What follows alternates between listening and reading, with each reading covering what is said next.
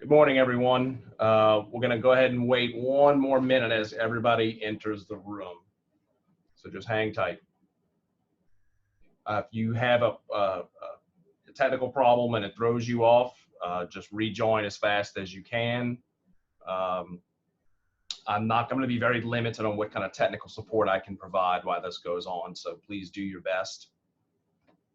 You are all automatically muted and your cameras are blocked for this.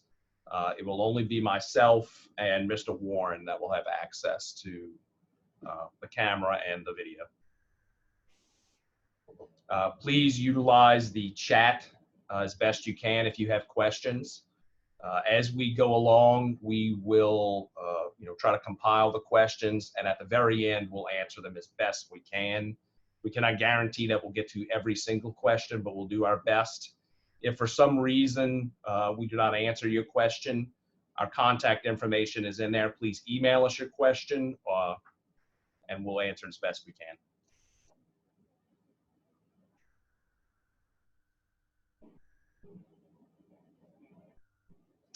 As well as mentioned technical difficulties. If for some reason myself or Mr. Warren have technical difficulties and the presentation ends, I would give it a moment, maybe 30 seconds to a minute, and then try to rejoin. We will do the best we can.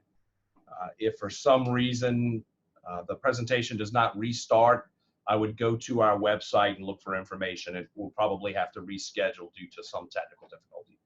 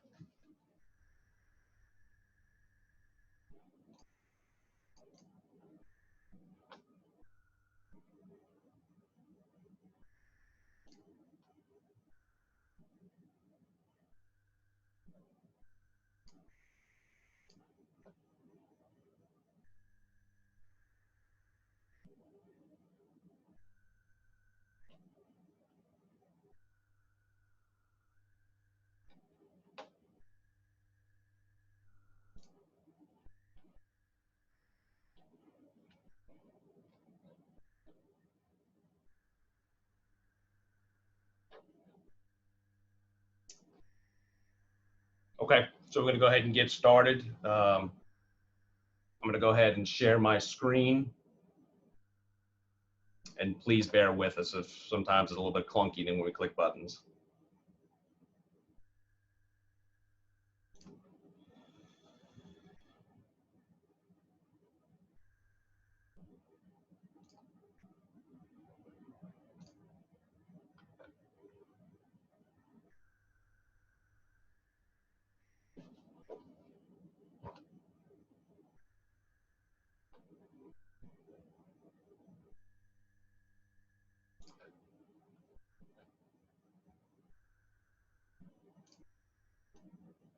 Okay, can everybody see my screen?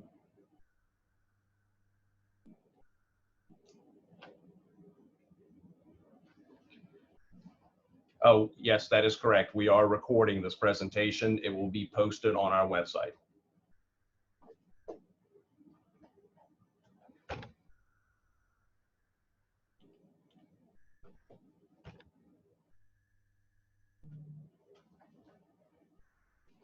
If for some reason you disagree with the recording of this presentation, that is your choice if you want to continue to proceed, but we are mandated to record it. All right, my name is Justin Gremillion. I'm with the Louisiana Department of Health. My counterpart here and colleague is Brian Warren. You probably, like I said, you're only seeing our presentation at the moment. We will probably not show our faces until we get to maybe questions at the end. If you have questions, again, put them into the chat. and we will try to answer them as best we can for those that have joined a little late after I said something. So again, this presentation is to discuss some of the new regulations and legislation that has taken place in the last year for consumable hemp products.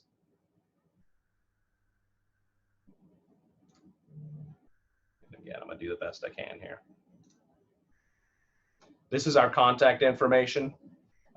Again, if you have any questions that maybe you feel uncomfortable about putting in the chat, you're more than welcome to email us. I would recommend emailing both of us. That way, if one of us misses the email, the other one can catch it, and hopefully nothing slips through the cracks. Mr. Warren and myself, or each of our specialties, we're better at some things than the other. So it just depends on who grabs it and answers. That's, again, why we're both on here.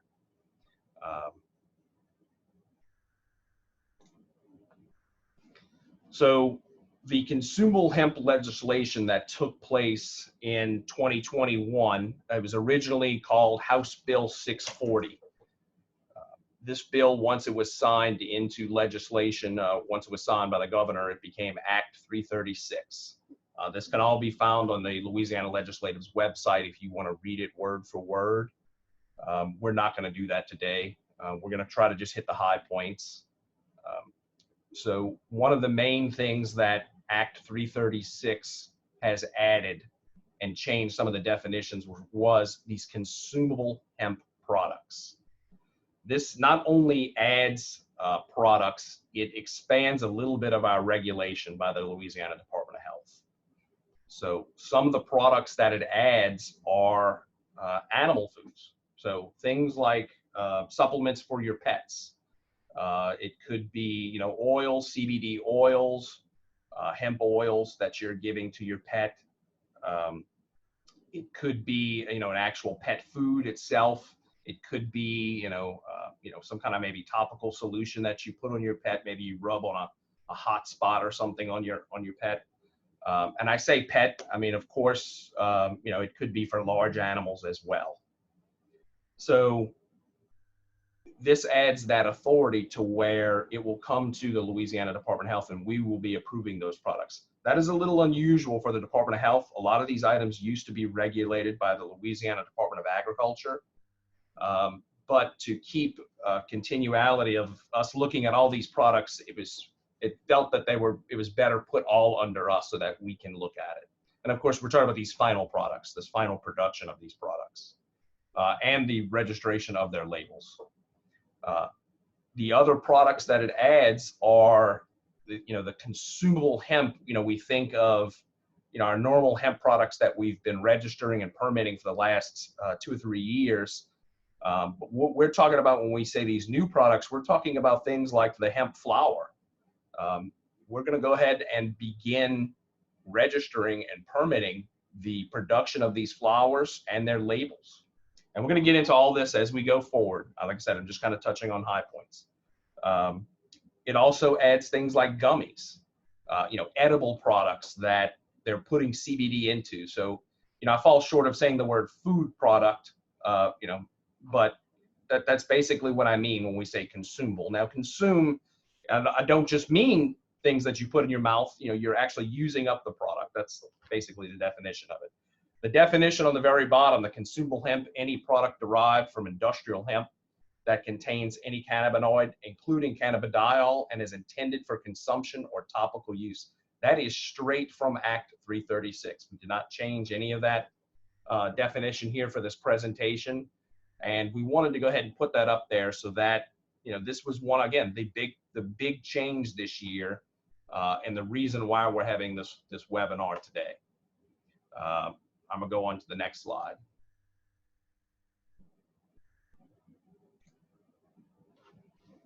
Okay, wholesale permitting. This was, maybe check real quick. Okay, yeah, there we go. So this was one of the ones where we're gonna switch over. We're gonna let Mr. Warren go ahead and do this slide. He's gonna do the next 3 or 4 slides. Let's see if I can unmute him. He might have to unmute himself, actually. There you go. It is done. There you go. So good morning, everyone.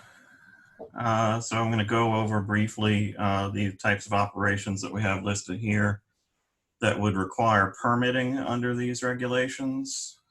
And so essentially, when we say a processor in this context, we're referring to anyone who is manufacturing or storing and distributing products.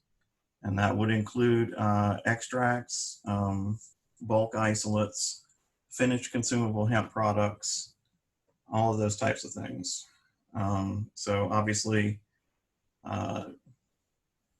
right, so warehousing and distribution really covers your storing and reselling in that context. Also, if you are in the state of Louisiana, if that's where your business is located, you will probably need a permit.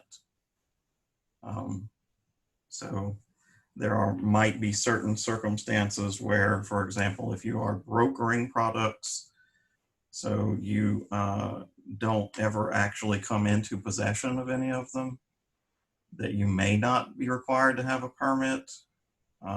Or if you are a retailer of products, you wouldn't be required to have a permit with this agency. But if you fall into any of these categories that you see here, you will need to get a permit with us. Okay, next slide, please, sir.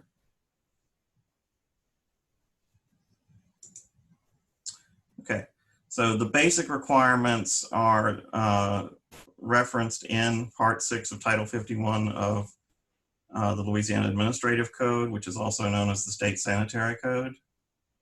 And the documents that we're going to be looking for as part of your permit application will include the ones that are listed here. And let me see. So the item that's listed here is plumbing authority authorization. So that's essentially a document that you would take to your parish health unit and have that unit confirm the type of on-site wastewater disposal, if you have that, or community sewage system, and the source of your water, whether that's a public water source or a private well. Processing plan is something that we cover in the regulations also, and a lot more information about this is available on our website. But that is, again, essentially an outline of the process that you go through if you are a manufacturing facility to produce your items, and includes a list of any hazards that might be associated with that product and that process, and the concomitant control measures that you have in place for those.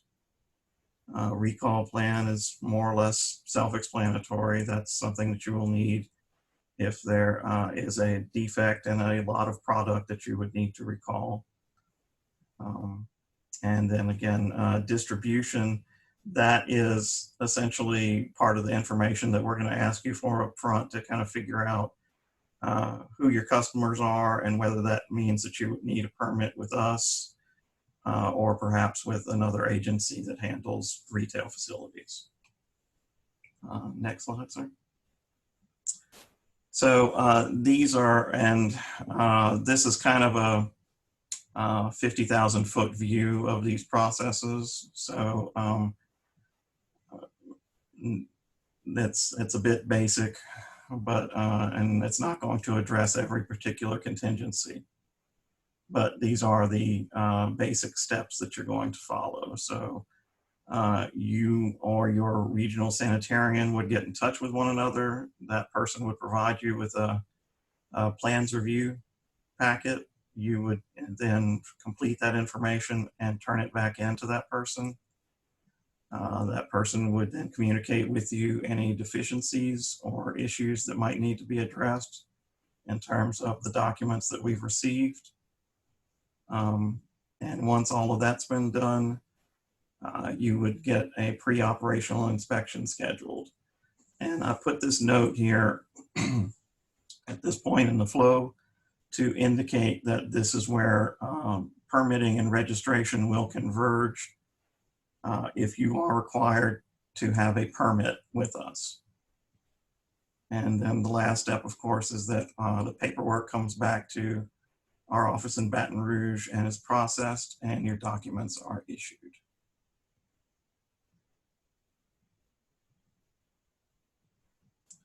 So the label registration, again, we're kind of indicating here that if you are a company that is required to have both a registration and a permit with our office, these are going to be parallel processes. So you will get your plans packet from your inspector, and you will submit your label artwork and supporting documentation through our online portal at the same time. Okay, so the first step that I just mentioned, of course, was submitting the artwork and documentation via the portal, and we will have a link to that towards the end of the presentation. But if you're here, that means you probably already know where it is. So your reviewer will then review those items that you submit and contact you with feedback on additional information we may need or corrections that may need to be made. You will resubmit the corrections or the additional information that's required. Once your documents have been accepted for registration, then we will either send that information to your inspector, so he or she will have that when scheduling your pre-operational inspection, and we'll collect the appropriate separate remittance from you at that time, or your reviewer will invoice you online. You can also, if you are going through the online registration process and you choose not to pay online, there is a small additional fee that our software provider charges for each transaction. So if you would prefer not to, you can send us a cashier's check or money order along with a hard copy packet, and we will process that once we've reached this point in the process. Okay, so then once we get all of those things back to our office in Baton Rouge, that paperwork is processed and we would issue your registration and or permit at that time. So then I wanted to go over some of the basic labeling requirements that we have that will apply to the types of products that we're discussing today. So those are a statement of identity, and that's basically something that says what your product is. So is it a CBD isolate? Is it a Delta 8 THC extract? Is it a fruit flavored CBD gummy product? Okay. Whatever it is, you would need to have a statement that appears on that, what we call the principal display panel, which is going to be essentially the first thing that consumer sees when he or she sees that item on the store shelf. That has to appear there. You also need to have a net quantity of contents declaration on that same area. And so that is essentially a statement that's going to be in what we call English Imperial or US standard units, as well as a statement in the metric system units. And there are a few nuances to that I'm going to leave for the time being. So the third item then is a list of the ingredients in that product. This may not always be applicable. If you have a single ingredient product, you may not be required to have a list. For example, if you are selling a CBD isolate and you have not put any additives into that product, then that's a situation where you wouldn't actually be required to have an ingredient statement, because the statement of identity in effect is your ingredient statement in that situation. You are required to have a responsible party declaration. So that is just typically, again, the name and the address of the manufacturer or distributor for those products. And it's worth noting at this point, because we do have a lot of folks who will not understand this point, and it is a key point. If you are a retailer of products, you do not register products, okay? Registration is only done by a manufacturer or distributor of products who wants to have those products sold in the state of Louisiana. Now, and we're going to get into a little more detail on this later as well, but we do maintain a list on our website of products that are registered with the department. So as a retailer, what you would want to do is one of two things: either select your inventory from the items that are available there, or if you know of a distributor or manufacturer of products that you wish to carry in your store, contact that firm and ask that firm to reach out to us to get those items registered. Okay. So there are 8 major food allergens. So if you have a product that is intended for consumption, you would need to make a note whether any of those 8 items or categories of items are within that product. Now, a couple of things that I want to say about that. There are 2 items on that list. Well, actually there are 3 that are sort of categorical names. So you have tree nuts, crustacean shellfish, and fish, okay? So those are categorical names, but each of the individual items within those groups is its own allergen.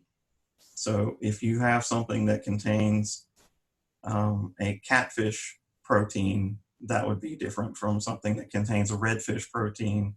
And if you have a product that has almonds, that would be different from something that has pecans.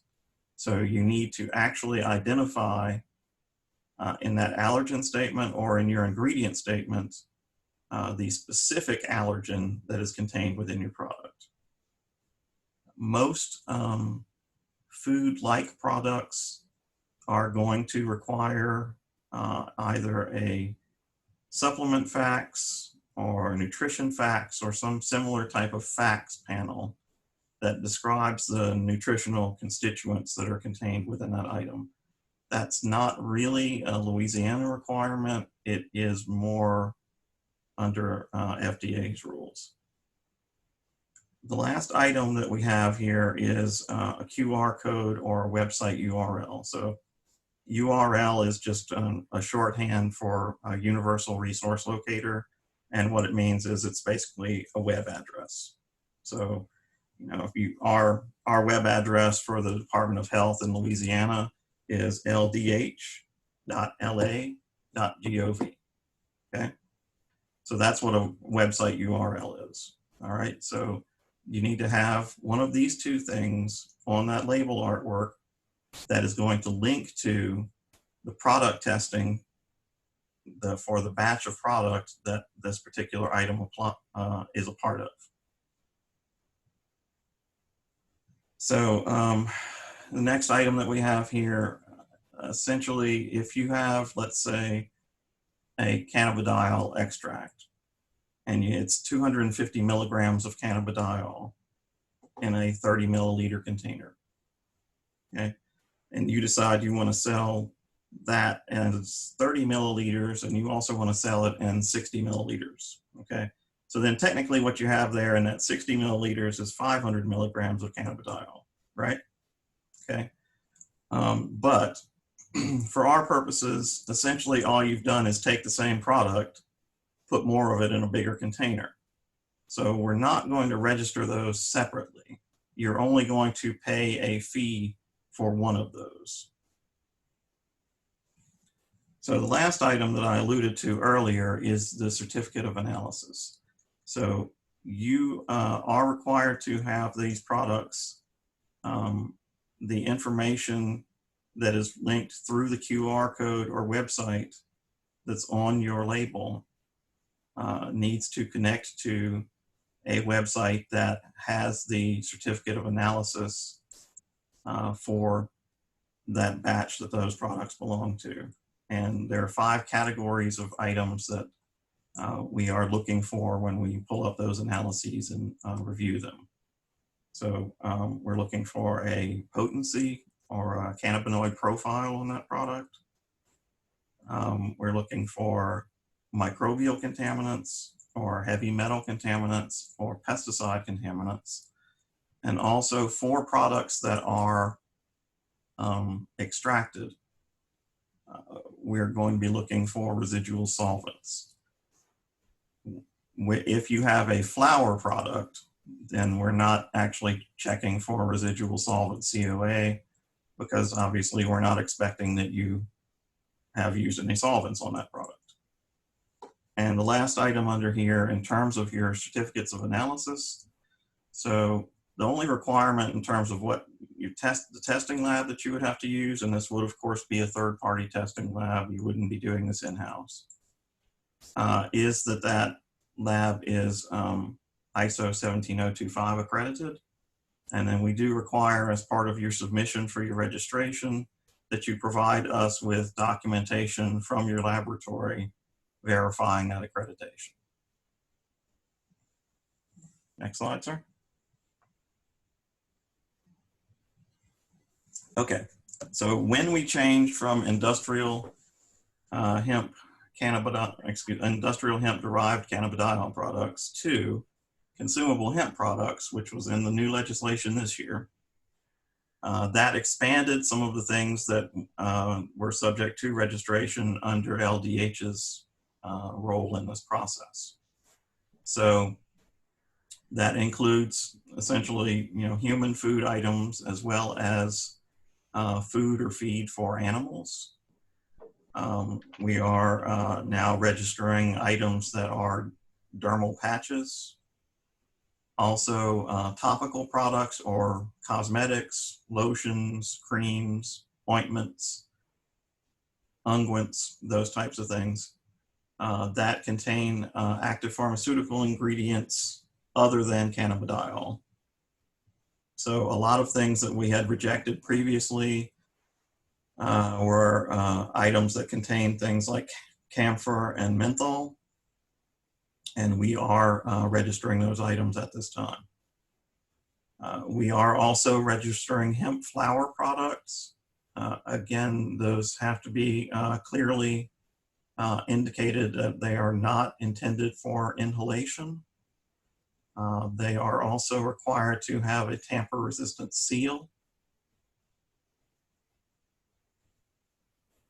Okay, next slide, sir.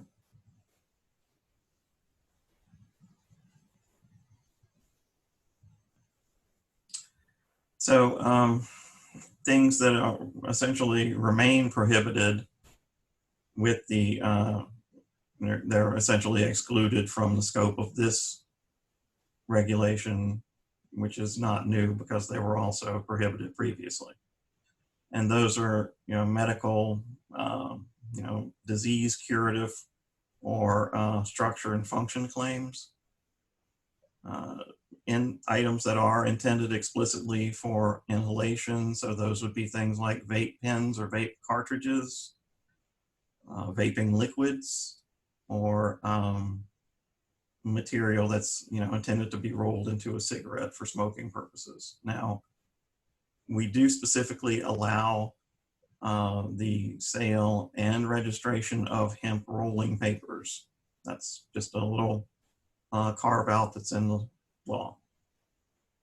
Other things that are typically, associated with the administration of pharmaceuticals that we are continuing to prohibit from registration at this time include dosage forms such as suppositories, rectal or vaginal inserts, injectable items, or things that are intended to be infused intravenously or intramuscularly.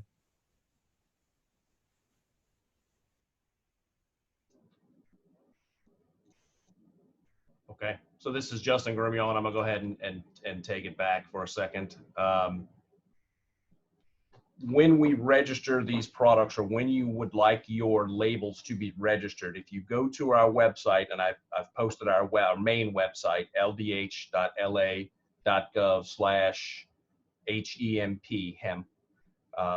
you'll be brought to our site, and right there's a spot that says if you'd like to submit your labels for registration. And there's a little button there, and it looks just like that little button right there that I took a little screenshot of. It just says click to upload your artwork. And if you click on that, it'll bring you to this portal website that I posted here. It's a little long and it's a little convoluted, but that's about as best as I can shorten it down when it's on an external website like this. That's why we put this nice little button there. When you go to that portal, it will ask you for an acknowledgement that you're going to obey to all the parts and pieces of Act 336, that you understand the rules and regulations, and you acknowledge that page. It'll begin to walk you through the process to set up an account, an email address, and then begin to upload your artwork. Once that artwork is submitted, it is put into little areas where our staff can go in and grab them, pull your artwork, review each one, and then we will begin contact with you and communication to say either everything is great, your artwork looks good, this is your next step. There are times where there are some corrections that need to be made to the artwork. You know, we may say you're missing your metric equivalent in your quantity statement. So we'd send it back to you. You would add that. You'd resubmit to us through whoever the means that we ask you to. You would not put it back into the portal, because if you put it at this time, if you put it back into the portal, we would think it was a separate submission. You would just communicate with the LDH employee. Once everything is where it should be, all your labels, at that point in time, the LDH employee will utilize the portal to invoice you for payment. You'd get a notification through your email and the account that she'd set up, and you are able to pay those label registration fees, which are $50 per label. You would be able to pay those electronically. It would give you a receipt saying you've paid them. And then once we get the notification that they have all been paid and everything, that is when all the other documentation is acceptable, we put you on our website saying that you are approved, or this product is approved to be sold in the state of Louisiana. Again, there's communications back and forth with our employees. So if there's little hiccups along the way, we'd be happy to walk you through them. We are planning on upgrading this portal website. We are going to try and utilize some communication utilizing this portal so that it's not separate emails and we're using 3 or 4 different systems. We can make it all one, and that makes it easier. That would be a good thing. You can still use the old mail, what we call snail mail. You can put a stamp on it, you can put it in an envelope, and you can mail it to us. And all of our information is on our website to where you can send all those things. There's nothing wrong with that. But, it's not electronic, so it's not instantaneous. The delays that may incur are just transit time for the most part. It takes a few days to get to us. Sometimes if we choose to communicate back, you may not have email. There are still people out there that do not have email. For us to communicate back, it may take a few days. Of course, we always encourage things like phone numbers and such on paperwork so that we can call you and discuss. So this is our website. This is the website that you can go to, and it has the little button to get to the portal. It has frequently asked questions, or sometimes we'll call them fast facts. It has all the forms that you would need to complete and send back to us. It has links to other forms of information where you can learn more about the product or learn more about what we do. Everything, for the most part, if we update or change anything, we continually try to keep this website updated. So we always ask that if you have questions, before you send an email or before you pick up the phone, please visit the website. Your question may be answered right there for you to keep you moving faster. Sometimes it's not, or sometimes there might be a little confusion, and then by all means, shoot us that email, pick up the phone and call us. But again, we try to provide as much information as we can. And the website, because of this industry, is, we're learning so much and it's changing so fast. It does update every so often. Just recently today, we put another tentative date for the next webinar, which is we tentatively scheduled for December 9th at the same time, 10 a.m. And we'll put a link and everything on there when we get a little closer, but we put that on there just today. So again, if you ever have any questions, I would check here first. When you go to this website, there are links on these pages, but there's also our main website that we use for the Louisiana Department of Health Sanitary and Services, which is eatsafe.la.gov. And within those websites, you can click and find your inspector. So I put the direct website here, which is www.ldh.la.gov/FDU.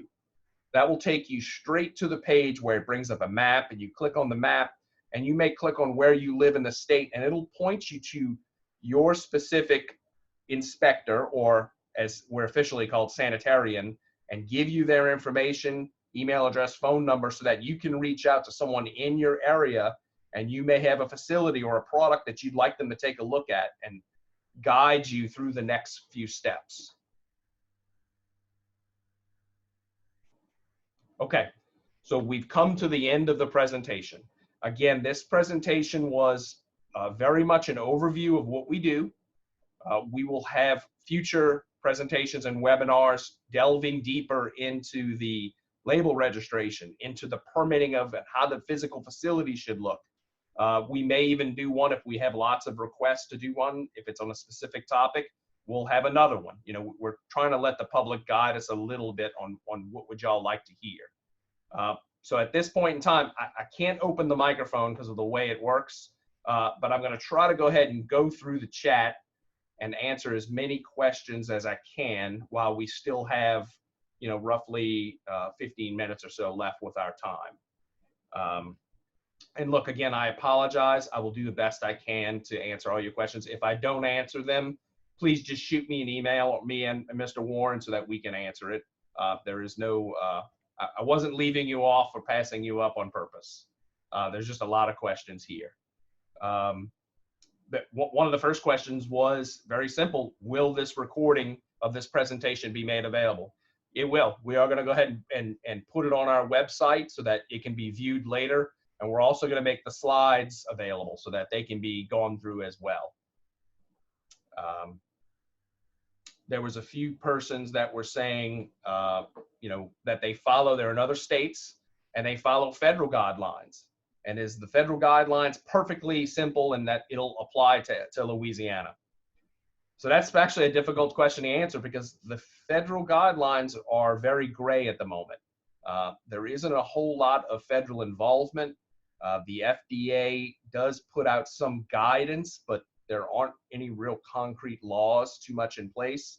It is better that you contact each state, and in this sense, Louisiana, and you'd reach out to us just like this and say, using webinars like this and our email and say, what do I need to do? I'm a processor, or I have labels and I'm in California. How do I sell them or process them in Louisiana? And we'll walk you through all those steps. That is the best case scenario. Please do not assume that because you follow another state's guidelines or federal guidelines that everything will be okay. Always reach out to us. It may be okay, but please reach out so we can confirm.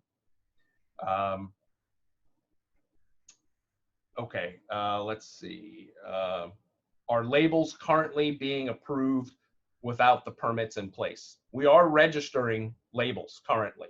If you have a facility here in Louisiana, though, where you're storing that product or you're producing that product, then yes, you would also need a permit for that facility. But if you are, if labels never reach a physical location here, if they come from out of state and they go straight to the retail facility, then just a label would need to be registered in that sense. And again, like Mr. Warren explained earlier, It is the owner of that company, of basically of that label, who's going to be submitting that registration to us for approval. It's not the retail site unless you are the owner of that product. There was a couple comments, and I'm going to just briefly discuss them in general about the actual inhalation of products. We are registering, no products for inhalation. None of these are intended for inhalation. No vape, none of the flower, nothing. No, we've even gotten some of actual raw leaf crushed up already in tobacco form. None of those products are for inhalation. If for some reason those products are reaching the retail store shelf, or somebody's in public, smoking these items or selling vape and the flower, and they're openly saying, for inhalation or smoking, that is an issue for the Louisiana Alcohol, Tobacco and Control, ATC. They regulate the retail shelf. So if somebody asks us if they register and processor, we would tell them no. But if for some reason it jumps past us or it goes straight to that retail shelf, ATC is the person that should be contacted. I do not have their information up here, but we do have their information on our website somewhere where you can reach out to them. There was a couple questions too about time frames of how long does it take labels to get looked at and approved. So this is also never an easy question, and a never easy answer, I should say. When we receive any type of request for label approval or paperwork or plans, it can take us up to 10 business days to respond. Now, we try to move as fast as we can, but of course, we're registering products for all food and drug products for the state. CBD and consumable hemp products are just one facet of that. So when we get the product, it may take us, let's just say 1 to 10 days, and we'll respond to the individual, to the company, to the person registering that label or looking for that permit. And maybe it's a question saying, we're looking for more information, or maybe there might be something that's not quite correct on the label and we'll ask for a correction. It might take a day or two for the business to respond. Once that happens and responds to us, that 10 days kind of resets for us, because there are a whole bunch of other people in the queue that have now slid into that space. So we're responding to them as well. So within 1 to 10 days, we could respond again. So in actuality, yeah, it could take up to 10 days. But I would say realistically, just because there's always a little bit of conversation that goes back and forth, sometimes it's as simple as everything's fine on your paperwork, we just have a few questions. It usually takes a little longer than 10 days. Again, at this time, we have just opened the doors and begun to register these types of products. So we're being a little bombarded at the moment. So we ask to please be patient with us. We are doing the best we can. If you are concerned that it might be taking a little too long, reach out to us. Ask for a status update. Where do my labels stand in a queue, or which step, is there something I need to do? It doesn't hurt to reach out. Let's see. It's a couple again on smokable stuff. I think I went through that. Again, we talked about, no vapor, or someone wrote no vapor suppositories for even retailers. It should be coming through us before it even gets to retail.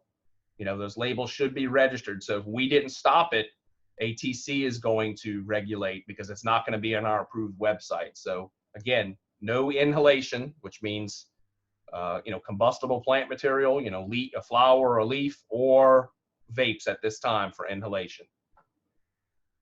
I see another question about sublingual products being allowed. We do allow sublingual, where you're putting drops underneath your tongue, or you're putting a product underneath your tongue. That is absolutely approved. We have been registering those for the last 2 or 3 years. So there shouldn't be an issue with that. As long as you're not using it like in a chewing tobacco form, where you're crushing something up and putting it underneath your tongue. That would be, we'd have to take a closer look at that. Same thing, sublingual tinctures, yes, we're allowing those. What if a company sells online and ships via USPS to customers in Louisiana from out of state? Again, anything that comes into the state should be registered with us first, but we do not monitor online sales. So that's where it gets a little tricky. The Alcohol, Tobacco, and Control, they have the ability to monitor online sales, from what we understand. I would reach out to them with that question. Okay, for the, there's a few in here, Mr. Warren, and I'm going to go ahead and allow, I'm going to unmute you in a second. Let me just slip through real quick. There's a question about out of state. You know, if somebody's coming from out of state and bringing it in, do we need a copy of the out of state inspection? We do not. We have a means to communicate with other states, and if for some reason we suspect that there's an issue, we will do the best we can to hunt down that inspection or talk to those inspectors or even our federal counterparts in those areas. But at this time, we do not need a copy of the out-of-state inspection. Yep, they're asking about our emails. I'll put those back up at the end. Actually, I'm gonna do that right now while it's just sitting up there. Okay. Let's see. Again, there's a couple of comments about online stores. If you're producing or growing flower here in the state, even if it's going to go to an online store, I mean, if it's being produced here in the state, we're going to permit it. But we're not going to regulate that online sale. That's the part where ATC is going to come into it. So think of ATC as that, again, that retail permitter when it's selling directly to the public. If it's online or at a storefront, it's ATC. Again, couple questions about, do we need a permit with Office of Alcohol and Tobacco? I would reach out to them. The Louisiana Department of Health is not permitting retailers. We do not permit stores, you know, individual retail stores. Let's see. There was a couple questions about, you know, reaching out to inspectors. If for some reason you'd like to speak with your inspector, so you can use our emails that are up here, or you can use that find your inspector and shoot them an email. And look, if you're running into trouble and you think maybe they're not getting your message, you can always CC us on those emails so that we can see them for visibility, so that maybe we can follow up to see if there's some sort of issue with processing a permit or a label. Let's see. Brian, I'm going to go ahead and open it up. There was a question here about COA, and I'm scrolling through. And the question was, Brian, and I asked you to unmute. Why don't you unmute yourself, Mr. Warren? Okay. The question was, for the COA, will they need to submit a full panel? Okay, so the answer to that essentially is yes. We actually require the complete report from the lab. And another thing that was touched on earlier that I did want to come back to and emphasize regarding retailers. Of course, as Mr. Gremillion stated earlier, essentially if there's any kind of retail operation, you're going to want to contact the Office of Alcohol and Tobacco Control to ascertain whether or not you would need to have a permit with that entity in order to do business here. But broadly speaking, if you have a retail brick and mortar storefront here that is selling consumable hemp products, or you have a website that sells consumable hemp products to consumers in Louisiana, you will probably need to get a permit with them. So I would encourage anyone who is engaged in those types of activities to contact that agency for clarification. The other thing about retailing that I wanted to mention that did come up in the chat a few times is folks who are in other states who are selling products to retailers here. Now, again, you may not have a physical footprint in the state, but any of these products that are covered under these rules and these definitions are required by the law to be registered with us, whether they are being sold at wholesale or retail.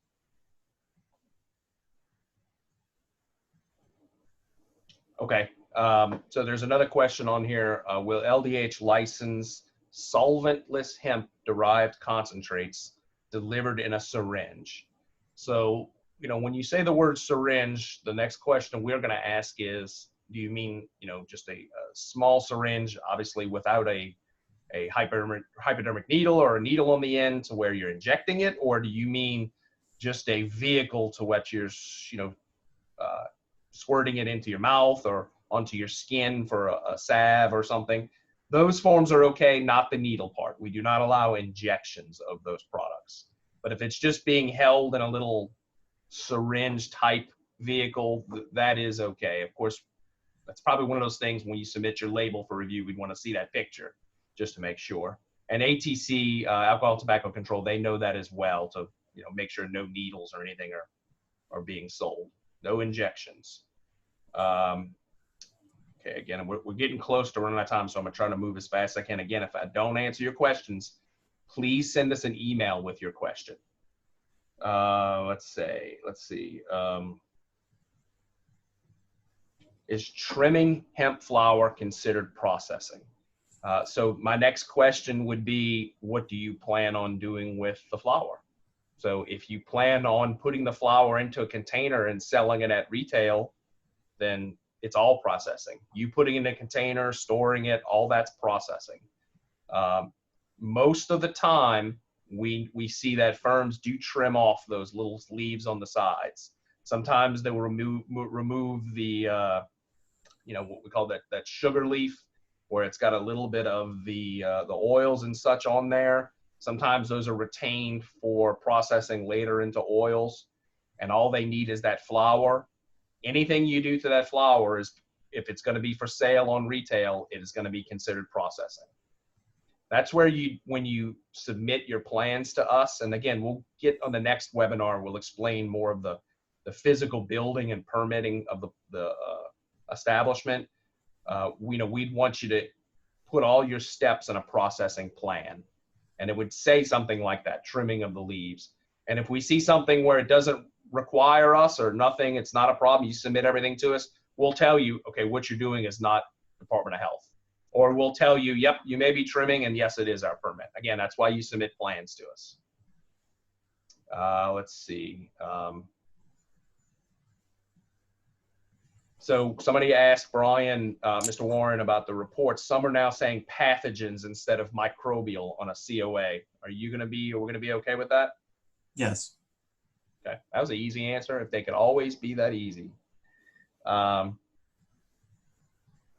was another question: what is required for pet and animal supplements, which differ from pet food feed based on the intended use to supplement an animal's diet, not be used as food or feed? That is a very elaborate question, and I did want to mention it. To be honest, I'd have to know more about what you were doing and have to see the product. So that's one of those instances where, again, we'd want to see that product and we'd ask you what you were doing with it. We'd want to see the ingredients and how it was being marketed to the public. So it's hard for me to give a blanket answer and say, yep, this is okay, or no, this is not. I would say on that particular subject, as Mr. Gremillion indicated, we would need to look at that very closely and see what the intended use is and how it is marketed. But if we make a determination that that is not a product that would fall under product registration for this type of material, it is almost certain that that would actually be prohibited, because we've had some previous guidance from the Department of Agriculture and Forestry indicating that they do not consider these types of things to be items that can be sold here. Okay, Mr. Warren, here's another good question for you. Someone is producing here in Louisiana, but most of their sales are going to be online. Can they put their home address? Or, you know, obviously they'd be putting the address wherever it's being produced. Am I correct? Because you cannot produce these items inside your home. We did not really say that, but You cannot use your residence as a processing facility or a So, storage facility. so for a facility that's manufacturing or distributing in Louisiana, that address on the label artwork is going to be one of the registered addresses with that firm's registration record with the Louisiana Secretary of State. That's going to be a domicile or mailing address, or possibly agent for service of process.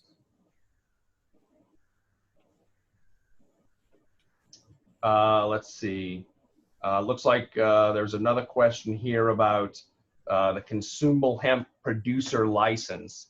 I'm going to go ahead and guess that that is in question to the Department of Agriculture's producer license that they require for the growing of these raw agricultural products.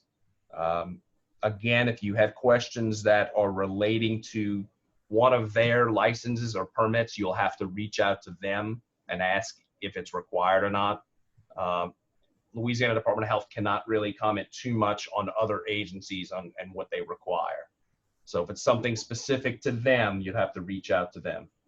If you're gonna, again, if you're growing it, you want to clip those flowers and market them for retail sale, then that's where it would bring us into it. So I think there might be some confusion with the term producer and processor, because they're different types of processors within the context of this legislation. So you can be a hemp processor and not a consumable hemp processor.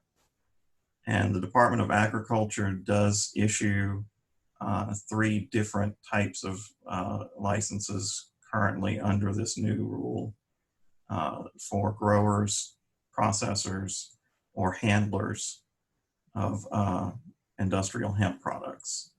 But the consumable hemp processor permit is what comes from this agency. So I see the questions repeated. What I would say is I would email us that question and so we can get a better understanding of what your intent is. And we can even reach out with a phone call or something like that and kind of talk you through it.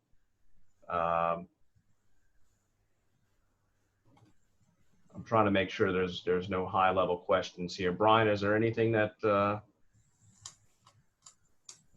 okay, wait, I got one right here, right at the end. Is it still prohibited to sell CBD added to prepared foods like a restaurant or a juice bar? As long as that product is made to be put into a food, in other words, it's something that is edible. It's not a salve or anything like that. That's the intended use of that product, is to be put into a juice or something like that. Those consumable hemp products are allowed, but you're talking about at a restaurant or a juice bar. So again, that's retail, and that's where you need to reach out to the Alcohol, Tobacco, and Control to ask them. We would be, the Louisiana Department of Health is going to be the ones registering the manufacturing of those products. It's put into the containers, the bottle, as it comes into state, registering those products. But as you provide them at the retail level, that's a good question for ATC. We don't regulate CBD or hemp at the retail level. Okay, and I'm not certain that the person who is inquiring about the producer license was, perhaps my answer was sufficiently clear for that individual, but what you're referencing as a producer license is a processor permit that you would receive from us. I am actually going to mention someone's name, and it's only their first name because it is to everyone. So in the chat, Jennifer, I feel for you with that autocorrect. I had a feeling I knew what you meant. I appreciate the clarification. I feel you. Again, it says market. I'm guessing you mean like a farmer's market. We are not, at this point in time, LDH does not regulate the sale of these products at the retail level. The law does not give us that ability. I understand ATC, you're saying that they said to ask you about CBD hemp consumer products at markets. Again, if it's a farmer's market, that's considered retail sale, and Louisiana Department of Health has no authority over the retail sale of those products. So I think we're getting a few questions about things like that, but also like groceries and restaurants. So I don't know that we've touched on that. You did have on one of the earlier slides, foods for wholesale only. I understand what you're saying. If it's being placed in like a grocery store or like that type of market, yeah. That would be something where, again, we would register the product for its production or the label before it enters that marketplace. But as it's sold at that market or grocery, at that retail level, we don't permit that. Is that what you're? Well, where I was going, I think where the question was going is something that might be like you made a THC steak that you sold to someone to eat at your restaurant. Okay. So we're coming to the end here. I know there's lots of questions. I can't get to them. I mean, these webinars could last a long time. If I did not get to your question and we haven't answered it by answering other questions, please shoot us an email and just ask us and say, hey, can you answer my question? Here it is. I asked for the chat. You didn't get to it. No problem. Or if you'd like us to, we're going to try to do our best. There's a lot of people on this chat and return people's phone calls. If you would rather have a phone call with us, just shoot us your phone number, email it to me and Mr. Warren, and we'll respond to you with a phone call as soon as we can and try to best answer your question. So I'm going to go ahead and end with thank you to everyone that has participated today. Not only do we hope that you learn from some of the presentation, but we do also learn from you. These questions help point us in the right direction for further education and maybe better on how to field those questions as they come to us. Keep an eye on our website. And I'm gonna put it back up there because I think y'all had enough of our, wait, not that one, that one. Keep an eye on our website, ldh.la.gov/hemp. That's where we post all these announcements or updates, frequently asked questions. If we see enough questions in a chat like this, we'll put it up there and we'll add it to it. So just keep checking it. With that, I appreciate everyone for joining and hope you'll tune in next time. Thank you.